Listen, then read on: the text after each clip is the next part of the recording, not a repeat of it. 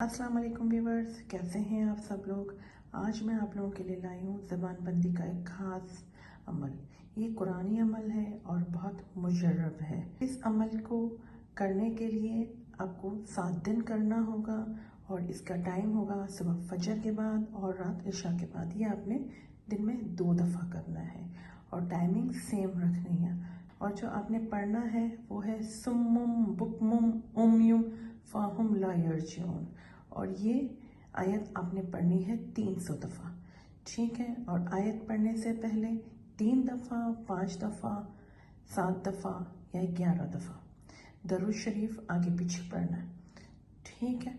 और जिसकी आप ज़बान बंदी चाहते हैं उसका तसव्वुर आपको होना चाहिए। यकसोई से उसका तसव्वुर जब तक आप ये आयत पढ़ रहे हैं आपको होना चाहिए। आप कोशिश करें, अगर आप उसकी एक फ़िज़िकल पिक्चर लेकर रख सकते हैं तो वो भी आप साथ रख लें, ठीक है जी व्यूअर्स। इंशाल्लाह फिर मिलते हैं। अल्लाह हाफ़िज़।